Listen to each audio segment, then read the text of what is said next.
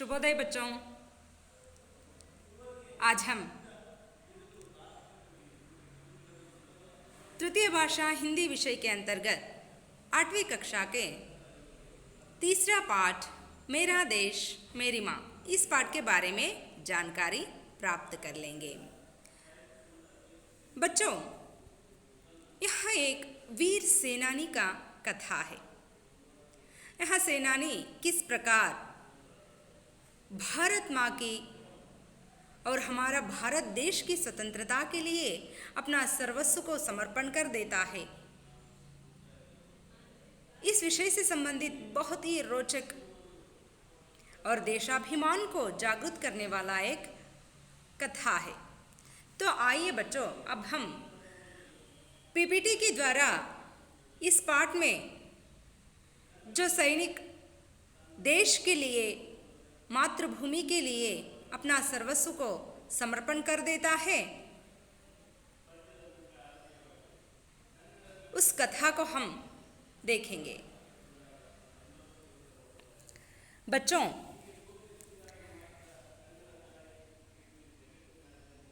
शत्रु से देश की रक्षा करना देशवासियों का परम कर्तव्य होता है। लड़ाई में पीठ दिखाकर भागना नहीं चाहिए, सीना तान कर आगे बढ़ना चाहिए, तभी तो वीर विजय माला पहनते हैं। प्रस्तुत पाठ में इसी घटना से संबंधित कथा के द्वारा बच्चों में साहस और वीरता का भाव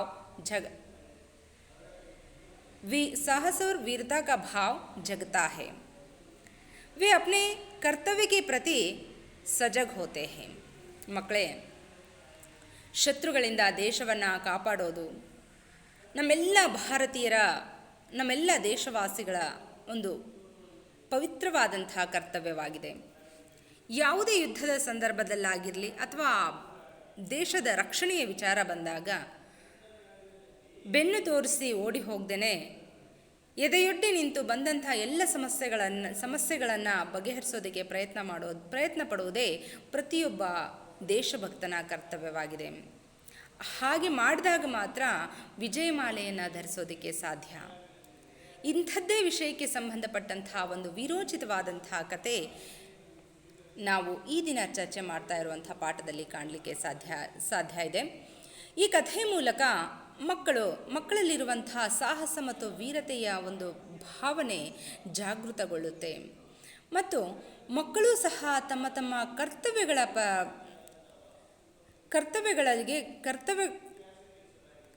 ಕರ್ತವ್ಯಗಳನ್ನು ಅರ್ಥೈಸಿಕೊಂಡು ಕರ್ತವ್ಯ ಪರಿಪಾಲನೆಗಾಗಿ ಸನ್ನದ್ಧರಾಗುವಂಥ ಭಾವನೆ ಅವರಲ್ಲಿಯೂ ಸಹ ಮೂಡುವ ಹಾಗೆ ಮಾಡುತ್ತೆ। तो आइए बच्चों, अब हम देखते हैं पाठ का विवरण। पाठ 3 मेरा देश मेरी माँ।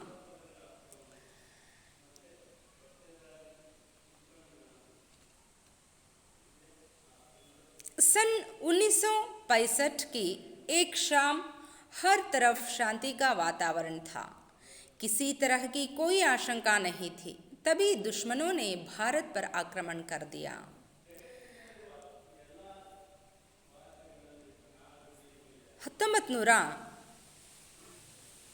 1965ನೇ ಇಸ್ವಿಯ ಒಂದು ದಿನ ಸಂಜೆ ಎಲ್ಲ ಕಡೆಗೂ ಭಾರತದಾದ್ಯಂತ ಶಾಂತಿಯ ವಾತಾವರಣ ನೆಲೆಸಿತ್ತು।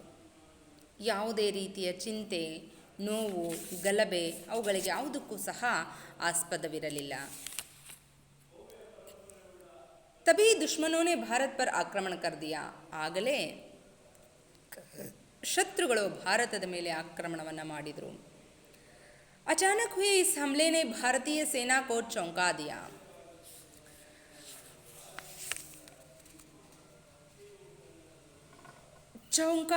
चौंकाना इस शब्द का अर्थ होता है चकित करना या ವಿಸ್ಮಿತ್ करना।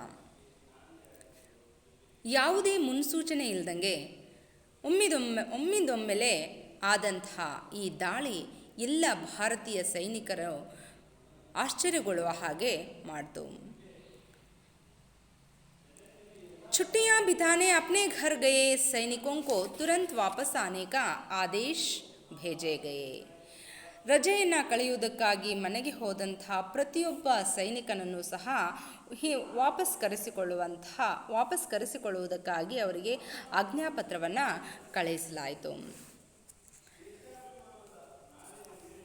छुट्टियां बिता रहे भारतीय सेना के ही एक मेजर को जब सूचना मिली तो जाने की तैयारी कर उन्होंने माँ के पैर छूकर प्रणाम किया. ರಜೆ ಕಳೆಯುವುದಕ್ಕಾಗಿಯೇ ಬಂದಂಥ ಒಬ್ಬ ಭಾರತೀಯ ವೀರ ಸೇನಾನಿ ಮೇಜರನಿಗೂ ಸಹ ಈ ರೀತಿಯ ಸೂಚನೆ ಲಭ್ಯವಾದಾಗ, ಅಂದರೆ ಎಲ್ಲ ಸೇನಾಧಿಕಾರಿ ರಜೆಗಾಗಿ ಮನೆಗೆ ತೆರಳಿದ್ದಂಥ ಎಲ್ಲ ಸೈನಿಕರನ್ನು ವಾಪಸ್ ಹಿಂದೆ ಕರೆಸಿಕೊಳ್ಳೋದಕ್ಕಾಗಿ ಅವರಿಗೆ ಆದೇಶ ಪತ್ರವನ್ನು ನೀಡಲಾಗಿತ್ತು. ಆ ಆದೇಶ ಪತ್ರ ರಜೆ ಕಳೆಯುವುದಕ್ಕಾಗಿ ತನ್ನ ತಾಯಿಯನ್ನು ನೋಡೋದಕ್ಕಾಗಿ ತಾಯಿಯ ಜೊತೆ ಸಮಯವನ್ನು ಕಳೆಯೋದಕ್ಕಾಗಿ ಬಂದಂತಹ ಭಾರತೀಯ ಸೈನ್ಯದ ಮೇಜರ್ಗೂ ಸಹ ಲಭ್ಯವಾಯಿತು.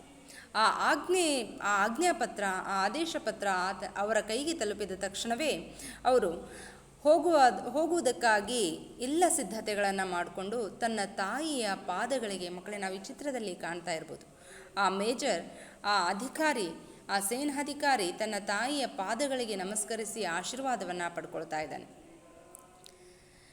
जब वहाँ मेजर माँ के पैर छूकर प्रणाम करता है तो माँ का ममत्व जाग उठा, आंखों में आंसू भर गए और बेटे को सीने से लगा लिया. बाद में युद्ध भूमि को जाते हुए पुत्र के सिर पर हाथ रख आशीर्वाद देते हुए माँ ने कहा. ಆಶೀರ್ವಾದವನ್ನು ಪಡೆಯುವುದಕ್ಕಾಗಿ ತಾಯಿಯ ಚರಣಗಳಿಗೆ ನಮಸ್ಕರಿಸಿದಂಥ ಮಗನನ್ನು ನೋಡಿದ ತಕ್ಷಣವೇ ತಾಯಿಯ ಹೃದಯದಲ್ಲಿದ್ದಂಥ ಮಮತೆ ಜಾಗೃತಗೊಳ್ಳುತ್ತೆ, ಕಣ್ಣುಗಳಲ್ಲಿ ನೀರು ತುಂಬಿಕೊಳ್ಳುತ್ತೆ. ಆಗ ತನ್ನ ಮಗನನ್ನು ಎದೆಗವಚಿಕೊಂಡು ಆತನನ್ನು ತುಂಬಿದ ಕಣ್ಣುಗಳಿಂದ ನೋಡ್ತಾ ಕಣ್ಣೀರನ್ನು ಹಾಕ್ತಾಳೆ. ಅದಾದ ಮೇಲೆ ಯುದ್ಧ ಭೂಮಿಗೆ ಹೊರಡಲು ಸಿದ್ಧನಾಗಿರುವಂತಹ ತನ್ನ ಮಗನನ್ನು ಎಬ್ಬಿಸಿ ಆತನ ಮಗನ ತಲೆ ಮೇಲೆ ಕೈಯಾಡಿಸ್ತಾ ಆಶೀರ್ವಾದವನ್ನು ನೀಡ್ತಾ ತಾಯಿ ತನ್ನ ಮಗನಿಗೆ ಹೇಳ್ತಾಳೆ, बेटे इस समय प्रत्येक भारतीय का राष्ट्र रक्षा ही सबसे बड़ा कर्तव्य है. ತನ್ನ ಮಮತೆಯನ್ನು ಅದಿಮಿಟ್ಕೊಂಡು ಆ ತಾಯಿ ತನ್ನ ಮಗನಿಗೆ ಹೇಳ್ತಾಳೆ, ಮಗು, ಈ ಸಮಯದಲ್ಲಿ ಪ್ರತ್ಯೇಕ ಭಾರತೀಯನ ಆದ್ಯ ಕರ್ತವ್ಯ, ಎಲ್ಲದಕ್ಕಿಂತಲೂ ದೊಡ್ಡ ಕರ್ತವ್ಯ ದೇಶದ ರಕ್ಷಣೆಯೇ. ಜಾವೋ और दृढ़ता से अपने कर्तव्य का पालन करो. ಹೋಗು ಮಗು ಮತ್ತು ದೃಢತೆಯಿಂದ, ಧೈರ್ಯದಿಂದ ನಿನ್ನ ಕರ್ತವ್ಯದ ಪರಿಪಾಲನೆಯನ್ನು ಮಾಡು. ಯಾದ್ ರಹೆ, ಭಾರತೀಯ ಪರಂಪರಾ ಸೀನೆ ಪರ್ ಗೋಲಿ ಖಾನೆ ಕಿ ಹೇ, ಪೀಠ್ ಪರ್ ನಹಿ. ಮಗು, ಒಂದು ಮಾತನ್ನು ನೆನ್ಪಿಟ್ಕೋ, ಭಾರತೀಯ ಸೈನಿಕ ಅಂದಮೇಲೆ ಒಂದು ಗುಂಡು ಸಹ ನಿನ್ನ ಬೆನ್ನಿನ ಭಾಗದಲ್ಲಿ ಬೀಳೋ ಹಾಗಿಲ್ಲ. ಯಾವತ್ತಿಗೂ ಸಹ ಯುದ್ಧ ಭೂಮಿಗೆ ಬೆನ್ನು ತೋರಿಸಿ ಅದಕ್ಕೆ ಭಯಗೊಂಡು ಪ್ರಾಣದ ಭಯದಿಂದ ಹಿಂದೆ ಸರಿಬೇಡ. ಪ್ರತಿಯೊಂದು ಗುಂಡು ಸಹ ನಿನ್ನ ದೇಹದ ಮುಂಭಾಗದಲ್ಲೇ ಬೀಳಬೇಕು. ನಿನಗೆ ವೀರ ಮರಣವನ್ನಪ್ಪಿದ್ರೂ ಚಿಂತೆ ಇಲ್ಲ, ವೀರಾವೇಶದಿಂದ ಯುದ್ಧ ಭೂಮಿಯಲ್ಲಿ ಹೋರಾಟ ಮಾಡಿ ದೇಶದ ರಕ್ಷಣೆಯನ್ನು ಮಾಡು ಅಂಥೇಳಿ ಆಶೀರ್ವಾದವನ್ನು ಮಾಡ್ತಾಳೆ. युद्ध भीषण रूप से फैलता जा रहा था.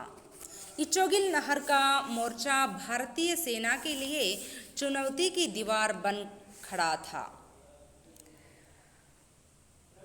युद्ध बहुत ही भीषण रूप से फैलता जा रहा था. इचोगिल नहर यह लाहौर से 14 किलोमीटर की दूरी पर है. इस नहर का मोर्चा भारतीय सेना के लिए एक चुनौती की दीवार बन खड़ा था. यानी बहुत ही सशक्त सेना वहाँ पर थी, सशक्त मोर्चा वहाँ पर थी. उन सैनिकों को पार करके आगे बढ़ना भारतीय सेना के लिए सचमुच ही बहुत ही बड़ा काम था. यानी सीधे मौत के साथ जूझना था. उतना आसान नहीं था वह कार्य. तब प्रश्न उठा, इस अवैध दीवार को तोड़ने की जिम्मेदारी कौन निभाएगा. ಯುದ್ಧ ಭಯಂಕರ ರೂಪವನ್ನು ತಾಳಿ ಹರಡ್ತಾ ಹೋಯಿತು, ವಿಸ್ತಾರವಾಗ್ತಾ ಹೋಯಿತು. ಇಚ್ಚೋಗಿಲ್ ನಹರ್ ಕಾ ಮೋರ್ಚಾ ಅಂದರೆ ಇಚ್ಚೋಗಿಲ್ ಚಾನಲ್ನ ಬಳಿ ಇದ್ದಂತಹ ಒಂದು ಸೈನ್ಯ ಪಡೆ ಭಾರತೀಯ ಸೈನಿಕರಿಗೆ ಒಂದು ಎಚ್ಚರಿಕೆಯ ಗೋಡೆಯಂತೆ ಇತ್ತು. ಆ ಗೋಡೆಯನ್ನು ಭೇದಿಸೋದು ನಿಜಕ್ಕೂ ಅಸಾಧ್ಯವಾಗಿರುವಂತಹ ಕೆಲಸವಾಗಿತ್ತು. ಅದು ಸಾಮಾನ್ಯವಾದಂತಹ ಕೆಲಸ ಆಗಿರಲಿಲ್ಲ. ಅದು ಭಾರತೀಯ ಸೈನಿಕರಿಗೆ ಒಂದು ಚಾಲೆಂಜ್ ಆಗಿತ್ತು. ಅಂಥ ಒಂದು ಸಂದರ್ಭದಲ್ಲಿ ಒಂದು ಪ್ರಶ್ನೆ ಎದ್ದೇಳ್ತು. इस अवैध दीवार को तोड़ने की जिम्मेदारी कौन निभाएगा? जिम्मेदारी का अर्थ होता, जिम्मेदारी ಪದದ ಅರ್ಥ ಜವಾಬ್ದಾರಿ. ಆ ಒಂದು ಸಂದರ್ಭದಲ್ಲಿ ಯುದ್ಧ ಭಯಂಕರವಾದ ರೂಪವನ್ನು ಪಡೆದುಕೊಂಡಾಗ ಎಲ್ಲ ಸೈನ್ಯಾಧಿಕಾರಿಗಳು ಒಟ್ಟುಗೂಡಿ ಸಂಭಾಷಣೆಯನ್ನು ಮಾಡ್ತಾರೆ. ಆ ಒಂದು ಸಂದರ್ಭದಲ್ಲಿ ಅವರಿಗೆ ಇಚ್ಚೋಗಿಲ್ ನಹರ್ ಅಂದರೆ ಲಾಹೋರ್ನಿಂದ 14 ಕಿಲೋಮೀಟರ್ ದೂರದಲ್ಲಿರುವಂತಹ ಆ ಚಾನಲ್ನ ಬಳಿ ಇರುವಂತಹ ಒಂದು ಸೈನ್ಯದ ಪಡೆಯನ್ನು ಎದುರಿಸಿ ಮುಂದೆ ಸಾಗೋದು ನಿಜಕ್ಕೂ ಭಾರತೀಯ ಸೈನಿಕರಿಗೆ ಒಂದು ಚಾಲೆಂಜ್ ಆಗಿತ್ತು. ಆ ಒಂದು ಅಂದರೆ ಅಷ್ಟು ಸಾಮಾನ್ಯವಾಗಿರುವಂಥ ಕೆಲಸವಾಗಿರಲಿಲ್ಲ. ಅದು ಒಂದು ಅಸಾಧ್ಯವಾದಂಥ, ತಮ್ಮ ಪ್ರಾಣದ ಜೊತೆಯೇ ಪ್ರಾಣದ ಹಂಗನ್ನು ತೊರೆದು ಹೋರಾಟ ಮಾಡಿ ಮುಂದೆ ಸಾಗುವಂಥ ಒಂದು ಎಚ್ಚರಿಕೆಯ ಮತ್ತು ಭಯಂಕರವಾದಂಥ ಸೈನ್ಯದ ಪಡೆ ಅಲ್ಲಿತ್ತು. ಅಂಥ ಒಂದು ಸೈನ್ಯದ ಪಡೆಯನ್ನು ಭೇದಿಸುವಂಥ ಜವಾಬ್ದಾರಿಯನ್ನು ಯಾರು ತೆಗೆದುಕೊಳ್ತೀರಾ? ನಿಭಾಯೇಗ ಅಂದರೆ ಯಾರ ಜವಾಬ್ದಾರಿಯನ್ನು ತೆಗೆದುಕೊಳ್ತೀರಾ ಅಂಥೇಳಿ ಅನ್ನೋ ಒಂದು ಪ್ರಶ್ನೆ ಅಲ್ಲಿ ಹುಟ್ಕೊಳ್ತು. तुरंत गांव से आए हुए वही मेजर ने इसका दायित्व स्वीकार कर लिया. ತುರಂತ್ ತಕ್ಷಣವೇ ಹಳ್ಳಿಯಿಂದ ಬಂದಂಥ ಅದೇ ಮೇಜರ್, ಯಾವ ಮೇಜರ್ ತನ್ನ ತಾಯಿಯ ಪಾದಗಳಿಗೆ ನಮಸ್ಕರಿಸಿದಾಗ ತಾಯಿ ಹೇಳಿರ್ತಾಳೆ, ಮಗು ಈಗ ದೇಶದ ರಕ್ಷಣೆಯೇ ಪ್ರತಿಯೊಬ್ಬ ಭಾರತೀಯನ ಕರ್ತವ್ಯ. ಒಂದು ಮಾತನ್ನು ನೆನ್ಪಿಟ್ಕೋ, ಯುದ್ಧಕ್ಕೆ ಬೆನ್ನು ತೋರಿಸಿ ಎಂದಿಗೂ ಬರಬೇಡ. ನಿನ್ನ ಗುಂಡುಗಳು ಎದೆ ಮೇಲೆ ತಾಗಿರಲಿ, ಬೆನ್ನಿನ ಭಾಗದಲ್ಲಿ ಒಂದು ಸಣ್ಣ ಗಾಯವೂ ಆಗದೇ ಇರಲಿ ನಿನಗೆ ಅಂತ ಹೇಳಿ ಆಶೀರ್ವಾದವನ್ನು ಮಾಡಿರ್ತಾಳೆ. ಇದೇ ಪ್ರತಿಯೊಬ್ಬ ಭಾರತೀಯನ ನಿಜವಾದ ಕರ್ತವ್ಯ. ಹೋಗು, ದೃಢತೆಯಿಂದ ಧೈರ್ಯದಿಂದ ಮುನ್ನುಗ್ಗಿ ವಿಜಯಶಾಲಿ ಆಗು ಅಂತ ಹೇಳಿ ಆಶೀರ್ವಾದವನ್ನು ಮಾಡಿರ್ತಾರೆ. ಅದೇ ಮೇಜರ್ ತಕ್ಷಣ ಎದ್ದು ಅದರ ದಾಯಿತ್ವ ಅಂದರೆ ಜವಾಬ್ದಾರಿಯನ್ನು ಸ್ವೀಕಾರ ಮಾಡ್ತಾರೆ. मौत की परवाह किए बिना मेजर ने मोर्चा संभाल लिया और धीरे धीरे आगे बढ़ने लगे. मौत ಅಂದರೆ ಮರಣ, ಸಾವನ್ನು ಅಂದರೆ ತನ್ನ ಪ್ರಾಣ ಹೋಗುತ್ತೆ ಅನ್ನೋದು ಗೊತ್ತಿದ್ರೂ ಸಹ ಪ್ರಾಣದ ಹಂಗನ್ನು ತೊರೆದು, ತನ್ನ ಪ್ರಾಣದ ಮೇಲಿನ ಆಸೆಯನ್ನು ತೊರೆದು ಆ ಮೇಜರ್ ತಮ್ಮ ಭಾರತೀಯ ಸೈನ್ಯದ ಜವಾಬ್ದಾರಿಯನ್ನು ತೆಗೆದುಕೊಳ್ತಾರೆ. ಅವರು ಧೀರೆ ಧೀರೆ ಆಗೆ ಬಡ್ನೆ ಲಗೆ.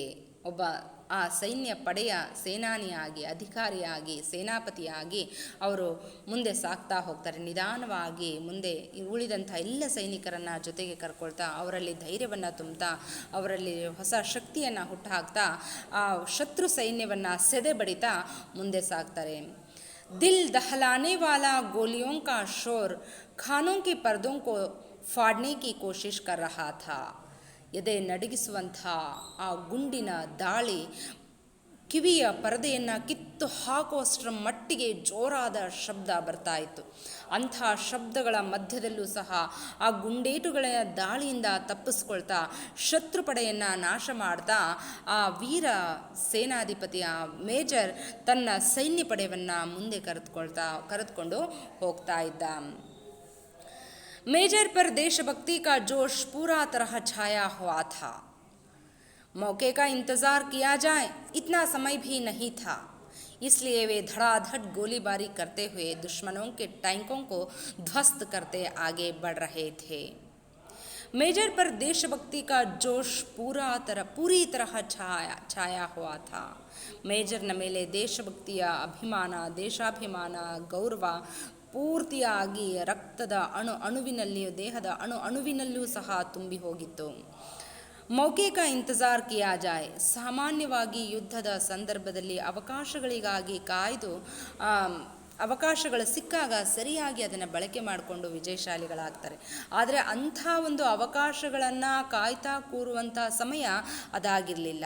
ಹಾಗಾಗಿ ಅಷ್ಟು ಸಮಯವೂ ಸಹ ಅವರಿಗೆ ಇರಲಿಲ್ಲ. ಹಾಗಾಗಿ ಅವರು इसलिए वे धड़ाधड़ गोलीबारी करते हुए दुश्मनों के टैंकों को ध्वस्त करते आगे बढ़ रहे थे. ಅದಕ್ಕಾಗಿ ಅವರು ತಮ್ಮ ಶಕ್ತಿಗಿಂತ ಯುಕ್ತಿ ಮೇಲು ಅನ್ನೋ ಹಾಗೆ ಶತ್ರುಗಳನ್ನು ನಾಶ ಮಾಡುವುದಕ್ಕಿಂತ ಅವರು ಈ ನಮ್ಮನ್ನು ಸೋಲಿಸುವುದಕ್ಕಾಗಿ ಬಳಕೆ ಮಾಡ್ತಾ ಇರುವಂಥ ಶಸ್ತ್ರಾಸ್ತ್ರಗಳನ್ನು ನಾಶ ಮಾಡಬೇಕು ಅನ್ನೋ ಕಾರಣದಿಂದಾಗಿ ಏನು ಮಾಡ್ತಾರೆ, ಧಡಾಧಡ್ ಬೇಗ ಬೇಗ ಏನು ಮಾಡ್ತಾರೆ, ಅವರು ವೇಗವಾಗಿ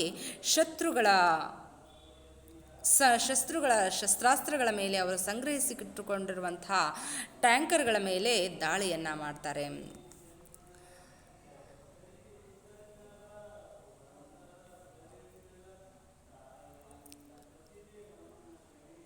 आगे बढ़ रहे थे कि तभी दुश्मन की कई गोलियां एक साथ सनसनाती हुई आई और मेजर के हाथ व पेट में घुस गई.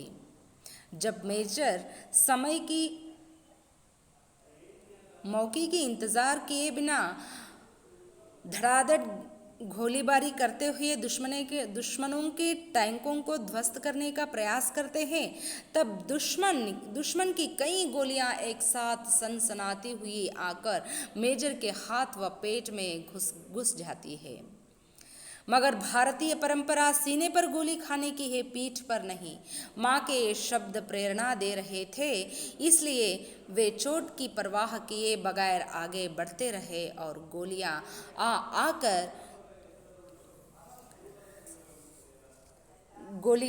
आकर मेजर के देह में घुसने लगे. ಮೇಜರ್ನ ಮೇಲೆ ಪೂರ್ತಿಯಾದ ಮೇಜರ್ನ ರಕ್ತದ ಅಣುವಿನಲ್ಲೂ ಸಹ ದೇಶಭಕ್ತಿಯ ಭಾವನೆ ತುಂಬಿ ಹೋಗಿತ್ತು. ಶತ್ರುಗಳನ್ನು ಸೆದೆಬಡಿಬೇಕು ಅಂತ ರಕ್ತ ಕುದಿತಾ ಇತ್ತು. ಅಂಥ ಒಂದು ಸಂದರ್ಭದಲ್ಲಿ ಅವರನ್ನು ಸೆದೆಬಡಿಯುವುದಕ್ಕಾಗಿ ಅವಕಾಶಗಳನ್ನು ಕಾಯ್ತಾ ಕೂರುವಷ್ಟು ಸಮಯ ಇವರಿಗಿರಲಿಲ್ಲ. ಹಾಗಾಗಿ ಅವರು ಶತ್ರುಗಳನ್ನು ಸೆದೆಬಡಿಯುವುದಕ್ಕಿಂತ ಮುಂಚಿತವಾಗಿ ಅವರು ಸಂಗ್ರಹಿಸಿಟ್ಟುಕೊಳ್ಳುವಂಥ ಶಸ್ತ್ರಾಸ್ತ್ರಗಳನ್ನು ನಾಶ ಮಾಡಬೇಕು ಅನ್ನೋ ಉದ್ದೇಶದಿಂದ ಅವರ ಟ್ಯಾಂಕರ್ಗಳ ಮೇಲೆ ಗುಂಡನ್ನು ಹಾರಿಸ್ತಾರೆ. ಅದನ್ನು ನೋಡಿ ಶತ್ರು ಸೈನ್ಯದ ಅನೇಕ ಸೈನಿಕರು ಒಮ್ಮಿದೊಮ್ಮೆಲೆ ಒಂದೇ ಸಲಕ್ಕೆ ಮೇಜರ್ನ ಮೇಲೆ ಗುಂಡಿನ ದಾಳಿಯನ್ನು ಮಾಡ್ತಾರೆ. ಆಗ ಆ ಗುಂಡುಗಳೆಲ್ಲ ಸಹ ಮೇಜರ್ನ ಕೈ, ಹೊಟ್ಟೆ, ಎದೆ ಭಾಗವನ್ನು, ಹೊಟ್ಟೆ ಭಾಗಗಳನ್ನು, ಕೈಗಳನ್ನು, ಕಾಲುಗಳನ್ನು ಸೀಳ್ತಾ ಆ ದೇಹವನ್ನು ಪ್ರವೇಶ ಮಾಡ್ತವೆ. ಅಷ್ಟೆಲ್ಲ ಗುಂಡೇಟುಗಳನ್ನು ತಿಂದು ದೇಹದಿಂದ ರಕ್ತಸ್ರಾವ ಆಗ್ತಾ ಇದ್ರೂ ಸಹ, ರಕ್ತ ನದಿಯ ರೂಪದಲ್ಲಿ ಹರಿತಾ ಇದ್ರೂ ಸಹ ಆ ಮೇಜರ್ನ ತಲೆಯಲ್ಲಿ ನನ್ನ ದೇಹದ ಮೇಲೆ ಗುಂಡಿನ ದಾಳಿ ಆಗಿದೆ, ನನ್ನ ದೇಹ ಅಶಕ್ತ ಆಗ್ತಾ ಇದೆ, ನನ್ನ ದೇಹದಲ್ಲಿ ಶಕ್ತಿ ಕಡಿಮೆ ಆಗ್ತಾ ಇದೆ ಅನ್ನೋ ಭಾವನೆ ಅವರಿಗಿರಲೇ ಇಲ್ಲ. ಅವರ ತಲೆಗಳಲ್ಲಿ, ಕಿವಿಗಳಲ್ಲಿ, ಅವರ ಮನಸ್ಸಿನಲ್ಲಿ ಒಂದೇ ವಾಕ್ಯ ಸುತ್ತರಿತಾ ಇತ್ತು. ಒಂದೇ ವಾಕ್ಯ, ಒಂದೇ ಶಬ್ದ, ಒಂದೇ ಧ್ವನಿ ಅವರಿಗೆ ಕೇಳಿಸ್ತಾ ಇತ್ತು. ಭಾರತೀಯ ಪರಂಪರಾ ಸೀನೆ ಪರ್ ಗೋಲಿ ಖಾನೆ ಕಿ ಹೇ, ಪೀಠ್ ಪರ್ ನಹಿ. ಭಾರತೀಯ ಪರಂಪರೆಯಲ್ಲಿ ಗುಂಡೇಟನ್ನು ತಿನ್ನೋದಾದರೆ ಒಬ್ಬ ಸೈನಿಕ ಎದೆ ಭಾಗದಲ್ಲಿ, ಎದೆನುಬ್ಬಿಸಿ, ಎದೆಗೆ ಗುಂಡೇಟುಗಳನ್ನು ತಿಂತಾನೆ ಹೊರತು ಬೆನ್ನಿಗಲ್ಲ ಅನ್ನೋ ತಾಯಿಯ ಶಬ್ದಗಳು ಆತನಿಗೆ ಪ್ರೇರಣೆಯನ್ನು ನೀಡ್ತಾ ಇತ್ತು, ದೇಹದಲ್ಲಿ ಹೊಸ ಶಕ್ತಿಯನ್ನು ಹುಟ್ಟಾಕ್ತಾ ಇತ್ತು.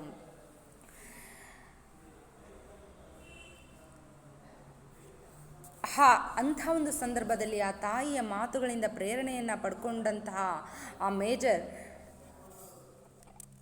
ತನ್ನ ನೋವನ್ನು ಲೆಕ್ಕಿಸದೆ ಮುಂದೆ ಸಾಗ್ತಾರೆ. वे चोट की परवाह किए बगैर आगे बढ़ते रहे और गोलियां आकर उनके सीने में घुसती गई. ಅವರು ಆ ನೋವನ್ನು ಸಹಿಸಿಕೊಂಡು, ಆ ನೋವನ್ನು ಲೆಕ್ಕಿಸದೆ ಮುಂದೆ ಸಾಗ್ತಾ ಇದ್ರು, ಮುನ್ನುಗ್ತಾ ಇದ್ರು, ಶತ್ರು ಸೈನ್ಯವನ್ನು ಸೆದೆಬಡಿತಾ ಇದ್ರು. ಅಂಥ ಒಂದು ವೀರ ಸೈನಿಕನನ್ನು ಕಂಡು ಮತ್ತಷ್ಟು ಗುಂಡಿನ ದಾಳಿಯನ್ನು ಮಾಡ್ತಾರೆ ಶತ್ರು ಸೈನಿಕರು.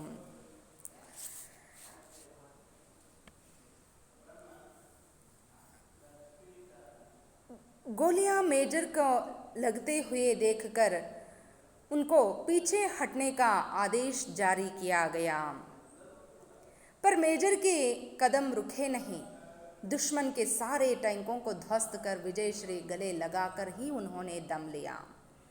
ಮೇಜರ್ನ ದೇಹ ಇಷ್ಟು ಛಿದ್ರವಾಗಿರೋದನ್ನು ಕಂಡು, ಅವರು ಅಶಕ್ತರಾಗ್ತಾ ಇರೋದನ್ನು ಕಂಡು, ಕುಗ್ಗಿ ಹೋಗ್ತಾ ಇರೋದನ್ನು ಕಂಡು ಆ ಹಿರಿಯ ಅಧಿಕಾರಿಗಳು ಅವರನ್ನು ಆ ಸ್ಥಳದಿಂದ ಹಿಂದೆ ಬರುವಂತೆ ಆಜ್ಞೆಯನ್ನು ಹೊರಡಿಸ್ತಾರೆ. ಆದರೆ ಅವರ ಆದೇಶವನ್ನು ಪಾಲಿಸುವಂತಹ ಮನಸ್ಥಿತಿಯಲ್ಲಿ ಆ ಮೇಜರ್ ಇರಲಿಲ್ಲ. ಅವರ ಕಾಲುಗಳು ಮುಂದಿಟ್ಟಂಥ ಹೆಜ್ಜೆ ಹಿಂದೆ ಬರಲೇ ಇಲ್ಲ, ಅವರು ಹಿಂದೆ ಸರಿಲೇ ಇಲ್ಲ. ಅವರು ಶತ್ರು ಸೈನ್ಯದ ಪ್ರತಿಯೊಂದು ಶಸ್ತ್ರಾಸ್ತ್ರಗಳನ್ನು ನಿಷ್ಕ್ರಿಯಗೊಳಿಸಿ ಶತ್ರು ಸೈನ್ಯವನ್ನು ಸೆದೆಬಡಿದು ವಿಜಯಮಾಲೆಯನ್ನು ಧರಿಸಿದ ಮೇಲೆಯೇ ಕುಗ್ಗಿ ಅಶಕ್ತರಾಗಿ ನೆಲಕ್ಕೆ ಕುಸಿದು ಬೀಳ್ತಾರೆ. घायल मेजर को तुरंत ही अमृतसर के सैनिक अस्पताल में उन्हें लाया गया. घायल मेजर को ಗಾಯಗಳ ಅನೇಕ ಗಾಯದಿಂದ ರಕ್ತಸ್ರಾವವಾಗಿ ಪೂರ್ಣ ಗಾಯಗೊಂಡಿರುವಂತಹ ದೇಹವನ್ನು ತಕ್ಷಣವೇ ಅಮೃತ್ಸರದ ಸೈನಿಕರ ಆಸ್ಪತ್ರೆಗೆ ಅವರನ್ನು ತೆಗೆದುಕೊಂಡು ಬಂದು ದಾಖಲು ಮಾಡ್ತಾರೆ. अब तक पूरा सीना ಗೋಲಿಯೋ ಸೆ ಛಲ್ನಿ ಹೋ ಚುಕಾ ಥಾ. ಛಲ್ನಿ ಅಂದರೆ ಟೀಸೋಸುವಂತಹ ಜಾಲರಿ ಎಷ್ಟು ತೂತಾಗಿರುತ್ತೋ ಅದೇ ರೀತಿಯಲ್ಲಿ ಆ ಮೇಜರ್ನ ದೇಹ ಛಿದ್ರವಾಗಿ ಹೋಗಿತ್ತು. ರೂಂಧೆ ಗಲೆ ಸೆ ಅಧಿಕಾರಿಯೋನೆ ಪೂಚಾ ಆಪ್ಕಿ ಕೋಯಿ ಅಂತಿಮ ಇಚ್ಛಾ ಹೇ. ನಡುಗ್ತಾ ಇರುವಂತಹ ದುಃಖದ ಧ್ವನಿಯಿಂದ ಆ ಉಳಿದ ಸೈನಿಕರು ಆ ಮೇಜರ್ನನ್ನು ಪ್ರಶ್ನೆ ಮಾಡ್ತಾರೆ, ನಿಮ್ಮ ಕೊನೆಯ ಆಸೆ ಏನಾದರೂ ಇದೆಯಾ ಅಂಥೇಳಿ ಆ ಸೈನಿಕರನ್ನು ಮೇಜರ್ನನ್ನು ಆ ಸೈನಿಕರು ಪ್ರಶ್ನೆಯನ್ನು ಮಾಡ್ತಾರೆ. ಆಗ ಆ ಮೇಜರ್ उत्तरवन्ना ನೀಡ್ತಾರೆ. गोलियां सीने में खसक रही थी पर मेजर ने चेहरे पर मुस्कुरान लाते हुए कहा. ಗುಂಡೇಟಿನ ದಾಳಿಗೆ ಒಳಗಾಗಿ ದೇಹ ವಿಪರೀತ ನೋವಿನಿಂದ ಕೂಡಿದ್ರೂ ಸಹ, ರಕ್ತಸ್ರಾವ ಆಗ್ತಾ ಇದ್ರೂ ಸಹ, ಸಹಿಸಿಕೊಳ್ಳದಷ್ಟು ನೋವಾಗ್ತಾ ಇದ್ರೂ ಸಹ, ಯಾತನೆ ಆಗ್ತಾ ಇದ್ರೂ ಸಹ ಅದನ್ಯಾವುದನ್ನು ಲೆಕ್ಕಿಸದೆ, ಅದನ್ಯಾವುದನ್ನು ಉಳಿದ ಸೈನಿಕರಿಗೆ ವ್ಯಕ್ತಪಡಿಸದೇ ಮುಗುಳ್ನಗ್ತಾ ಅವರು ಹೇಳ್ತಾರೆ. ಮುಖದ ಮೇಲೆ ಯಾವುದೇ ಚಿಂತೆ ಆಗಲಿ, ಯಾವುದೇ ನೋವಾಗಲಿ ಕಾಣ್ತಾ ಇರಲಿಲ್ಲ. ಅವ್ರ ಮುಖದ ಮೇಲೆ ಕಾಣ್ತಾ ಇದ್ದಿದ್ದು ಒಂದೇ ಒಂದು ಮಂದಹಾಸ. ಕೊನೆಗೂ ಆ ಸೈನ್ಯವನ್ನು, ಆ ಶತ್ರುಪಡೆಯನ್ನು ನಾನು ಸೆದೆಬಡಿದೆ. ನನ್ನ ಭಾರತ ಮಾತೆಗೆ ಗೆಲುವನ್ನು ತಂದುಕೊಟ್ಟೆ. ನನ್ನ ಮಾತೃಭೂಮಿಗೆ ನಾನು ಗೆಲುವನ್ನು ತಂದುಕೊಟ್ಟೆ. ನಾನು ಭಾರತೀಯನಾಗಿ ಹುಟ್ಟಿದ್ದಕ್ಕೂ ಸಾರ್ಥಕವಾಯಿತು. ನನ್ನ ದೇಶದ ರಕ್ಷಣೆಗಾಗಿ, ನನ್ನ ಭಾರತ ಮಾತೆಯ ರಕ್ಷಣೆಗಾಗಿ ನಾನು ನನ್ನ ದೇಹವನ್ನು ಅರ್ಪಿಸ್ತಾ ಇದ್ದೀನಿ ಅನ್ನೋ ಒಂದು ಭಾವನೆ ಅವರ ಮುಖದಲ್ಲಿ ಎದ್ದು ಕಾಣ್ತಾ ಇತ್ತು. ತೃಪ್ತಿಯ ಭಾವನೆ ಅವರ ಮುಖದಲ್ಲಿ ಎದ್ದು ಕಾಣ್ತಾ ಇತ್ತು. ಅದೇ ಭಾವನೆಯೊಂದಿಗೆ ಮುಗುಳ್ನಗ್ತಾ ಅವ್ರು ಹೇಳ್ತಾರೆ, हाँ है मेरी माँ तक एक संदेश पहुँचा देना. तुम्हारे बेटे ने गोलियाँ सीने पर ही खाई है, पीठ पर नहीं. ಹೌದು ಸ್ನೇಹಿತರೆ, ನನಗೂ ಒಂದು ಆಸೆ ಇದೆ. ನನ್ನ ಕೊನೆಯ ಆಸೆ ಅದು ಏನಪ್ಪ ಅಂದರೆ, ನನ್ನ ತಾಯಿಯವರೆಗೂ ನೀವು ಒಂದು ಸಂದೇಶವನ್ನು ಕೊಂಡೊಯ್ಯಬೇಕು. ಒಂದು ಸಂದೇಶವನ್ನು ಹೋಗಿ ಅವರಿಗೆ ತಲುಪಿಸಬೇಕು. ಏನಪ್ಪ ಅಂತಂದರೆ, ನಿಮ್ಮ ಮಗ ನೀವು ಮೆಚ್ಚುವಂತಹ, ನೀವು ಹೆಮ್ಮೆ ಪಡುವಂಥ ಮಗನೇ ಆಗಿದ್ದಾನೆ. ಅವನ ದೇಹದ ಹಿಂಭಾಗದಲ್ಲಿ ಒಂದು ಸಣ್ಣ ಗಾಯವೂ ಸಹ ಆಗಿಲ್ಲ. ಆತನ ಎದೆ ಮೇಲೆ ಗುಂಡೇಟನ್ನು ತಿಂದಿದ್ದಾನೆ. ಅವನು ದೇಶದ ರಕ್ಷಣೆಗಾಗಿ ತನ್ನ ಪ್ರಾಣವನ್ನು ಅರ್ಪಿಸಿದ್ದಾನೆ ಅನ್ನೋ ಒಂದು ಸಂದೇಶವನ್ನು ನೀವೆಲ್ಲರೂ ನನ್ನ ತಾಯಿಗೆ ನೀಡಬೇಕು ಅಂಥೇಳಿ ಮುಗುಳ್ನಗ್ತಾ ಹೇಳ್ತಾನೆ. ಹಾಗೆ ಹೇಳ್ತಾನೆ ಆ ಮಹಾನ್ ವೀರ ಸೇನಾನಿಯ ಕಣ್ಣಿನ ಜ್ಯೋತಿ ಆರಿ ಹೋಗುತ್ತೆ, ನಂದಿ ಹೋಗುತ್ತೆ. ಅಂದರೆ ಆ ಮಹಾನ್ ಸೇನಾನಿ ಸಾವನ್ನು ಅಪ್ತಾರೆ. यानी जब मेजर को अमृतसर के सैनिक अस्पताल में लाते हैं तब मेजर का सीना गोलियों से छलनी हो चुका था. रूंधे गले से अधिकारियों ने पूछे कि आपकी कोई अंतिम इच्छा है. तब मेजर अपने चेहरे में मुस्कान लाते हुए कहता है, हाँ है मेरी एक अंतिम इच्छा है, मेरी माँ तक आपको एक संदेश पहुंचाना है। मेरी माँ से कहना है कि तुम्हारे बेटे ने गोलियां सीने पर ही खाई है, पीठ पर नहीं। आपके बेटे एक महान सेनानी हैं जो देश की रक्षा के लिए, भारत माता की रक्षा के लिए अपना प्राण त्याग कर चुका है। इस संदेश को मेरी माँ तक पहुँचा देना। कहते कहते वह चिरनिद्रा में सो जाता है। जानते हो बच्चे, ये बहादुर कौन थे? ये भारतीय सेना के अफसर मेजर आशाराम त्यागी थे, जिन्होंने माँ के वचनों का पालन करते हुए अपनी मातृभूमि की रक्षा के लिए प्राणों की बाजी लगा दी। बच्चों जानते हैं ना, ये मेजर का नाम है, यानी जिस मेजर ने देश की रक्षा के लिए अपनी माता को दिए हुए वचन का पालन के लिए, देश की रक्षा के लिए, मातृभूमि की रक्षा के लिए अपने प्राण तक त्याग कर देता है, उसका नाम है आशाराम त्यागी। ಮಕ್ಕಳೇ, ಇಷ್ಟೆಲ್ಲ ನಾವು ಈವರೆಗೂ ಕೇಳಿದಂಥ ಕಥಾನಾಯಕ ಅಂದರೆ ಯಾವ ಕಥಾನಾಯಕ ದೇಶದ ರಕ್ಷಣೆಗಾಗಿ, ಮಾತೃಭೂಮಿಯನ್ನು ರಕ್ಷಣೆ ಮಾಡುವುದಕ್ಕಾಗಿ ಮತ್ತು ತನ್ನ ತಾಯಿಗೆ ತಾನು ನೀಡಿರುವಂಥ ವಚನ ಪರಿಪಾಲನೆಗಾಗಿ ತನ್ನ ಪ್ರಾಣವನ್ನೂ ಲೆಕ್ಕಿಸದೆ, ತನ್ನ ಪ್ರಾಣದ ಮೇಲಿನ ಆಸೆಯನ್ನು ತೊರೆದು ತನ್ನ ಜೀವದ ಕೊನೆಯ ಕ್ಷಣದವರೆಗೂ ವೀರಾವೇಶದಿಂದ ಹೋರಾಡಿ ಕೊನೆಗೆ ಪ್ರಾಣವನ್ನೂ ಸಹ ಸಮರ್ಪಣೆ ಮಾಡಿ ಕೊನೆಗೂ ಭಾರತ ಮಾತೆಗೆ ವಿಜಯದ ಮಾಲೆಯನ್ನು ತೊಡಿಸ್ತಾನೆ. ಅಂಥ ಮಹಾನ್ ಸೇನಾನಿಯ ಹೆಸರು ಆಶಾರಾಮ್ ತ್ಯಾಗಿ ಎಂದಾಗಿತ್ತು.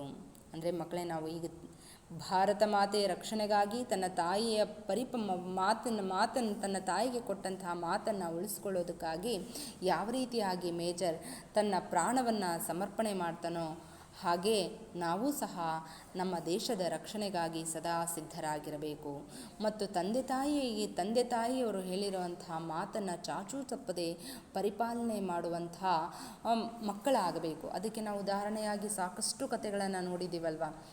ಶ್ರೀರಾಮಚಂದ್ರನ ಕಥೆಯನ್ನು ನಾವು ಕೇಳಿದ್ದೀವಿ. ಅವರು ಸಹ ತನ್ನ ತಂದೆಯ ಮಾತನ್ನು ಪರಿಪಾಲನೆ ಮಾಡೋದಕ್ಕಾಗಿ, ಅಂದರೆ ಅವರ ತಂದೆ ಶ್ರೀರಾಮನಿಗೆ ಆಜ್ಞೆಯನ್ನು ಮಾಡಿರಲಿಲ್ಲ, ನೀನು ವನವಾಸಕ್ಕೆ ಹೋಗು ಅಂತ. ಆದರೆ ಬೇರೆಯವರಿಗೆ ಅವರು ನೀಡಿರುವಂತಹ ವಚನ ಮುರಿದು ಹೋಗಬಾರ್ದು, ಅವರು ವಚನಭಂಗರಾಗಬಾರ್ದು, ವಚನಭಂಗದ ಒಂದು ಕೆಟ್ಟ ಹೆಸರು ಅವರಿಗೆ ಬರಬಾರ್ದು ಅನ್ನೋ ಕಾರಣಕ್ಕಾಗಿ ತಂದೆಯ ವಚನ ಪರಿಪಾಲನೆಯನ್ನು ಉಳಿಸಿಕೊಳ್ಳೋದಕ್ಕಾಗಿ ಅವರೇನು ಮಾಡ್ತಾರೆ, 14 ವರ್ಷದ ವನವಾಸವನ್ನು ಅನುಭವಿಸ್ತಾರೆ. ಹೀಗೆ ನಾವು ಸಹ ಇಂಥ ಒಂದು ನೀವೆಲ್ಲರೂ ಸಹ ಇಂಥ ಒಂದು ಆದರ್ಶ ಗುಣಗಳನ್ನು ತುಂಬ ಚಿಕ್ಕ ವಯಸ್ಸಿನಲ್ಲಿಯೇ ನೀವು ಅವುಗಳನ್ನು ಕರಗತ ಮಾಡಿಕೊಳ್ಬೇಕು, ಅವುಗಳನ್ನು ಬೆಳೆಸ್ಕೊಳ್ಬೇಕು. ಯಾಕಂದರೆ ದೊಡ್ಡದಾದ ಮೇಲೆ ಅಂಥ ಒಂದು ಉನ್ನತ ಗುಣಗಳನ್ನು ಬೆಳೆಸ್ಕೊಳ್ಳೋದಕ್ಕೆ ಸಾಧ್ಯವೇ ಇಲ್ಲ. ನಾವು ಕನ್ನಡದಲ್ಲಿ ಒಂದು ಗಾದೆ ಮಾತನ್ನು ಕೇಳ್ತೀವಲ್ವ, ಗಿಡವಾಗಿ ಬಗ್ಗದ್ದು ಮರವಾಗಿ ಬಗ್ಗೀತೆ ಅಂತ. ನಾವೇನೇ ಕಲಿಯೋದಿದ್ರು, ಏನೇ ಅಳವಡಿಸಿಕೊಳ್ಳೋದಿದ್ರು ನಮ್ಮ ಜೀವನದಲ್ಲಿ ಚಿಕ್ಕ ವಯಸ್ಸಿನಲ್ಲಿಯೇ ನಾವು ಅಳವಡಿಸಿಕೊಳ್ಳಬೇಕು, ಅದನ್ನು ರೂಢಿಸಿಕೊಳ್ಬೇಕು. ಅಂದಾಗ ಮಾತ್ರ ನಮ್ಮ ಮುಂದಿನ ಭವಿಷ್ಯದಲ್ಲಿ ನಾವು ಯಾವ ರೀತಿಯ ಸಾಧನೆಯನ್ನಾದರೂ ಮಾಡೋದಕ್ಕೆ ಅವು ನಮಗೆ ಮೆಟ್ಟಿಲುಗಳಾಗ್ತವೆ. ನಾವು ಒಬ್ಬ ಆದರ್ಶ ವ್ಯಕ್ತಿಗಳಾಗ್ಬೋದು, ಒಬ್ಬ ಉತ್ತಮ ಸಾಧಕರಾಗಬಹುದು. ಅಂಥ ಒಂದು ಶಕ್ತಿ ನಾವು ಚಿಕ್ಕ ವಯಸ್ಸಿನಲ್ಲಿ ನಾವು ಹಾಕ್ಕೊಳ್ಳುವಂಥ ಹವ್ಯಾಸಗಳಿಂದ, ನಾವು ಮಾಡುವಂಥ ಅಭ್ಯಾಸಗಳಿಂದ ಅವು ರೂಢಿಯಾಗ್ತಾ ಹೋಗ್ತವೆ. ಮಕ್ಕಳೇ, ನೀವು ಸಹ ಅಂಥ ಮಹಾನ್ ವ್ಯಕ್ತಿಗಳಾಗೋ ಹಾಗೆ ಈಗಿನಿಂದಲೇ ಅಭ್ಯಾಸಗಳನ್ನು ರೂಢಿಸಿಕೊಳ್ಳ್ರಿ, ಒಳ್ಳೆಯ ಅಭ್ಯಾಸಗಳನ್ನು, ಒಳ್ಳೆಯ ಹವ್ಯಾಸಗಳನ್ನು ರೂಢಿಸಿಕೊಳ್ಳ್ರಿ. ಇದೇ ತರಹದ ಅನೇಕ ದೇಶಭಕ್ತಿಗೆ ಸಂಬಂಧಪಟ್ಟಿರುವಂತಹ ಕಥೆಗಳನ್ನು ಓದ್ರಿ. ನಿಮ್ಮಲ್ಲೂ ಸಹ ಅಂಥದ್ದೇ ದೇಶಾಭಿಮಾನ, ದೇಶದ ಬಗ್ಗೆ ಗೌರವ ಇರುವಂತಾಗಲಿ. दीपक बुझ गया पर उसकी अमर ज्योति युगों तक देश भक्तों को राह दिखाती रही. ದೀಪಕ್ ಬುಜ್ಗೆ ಅಂದರೆ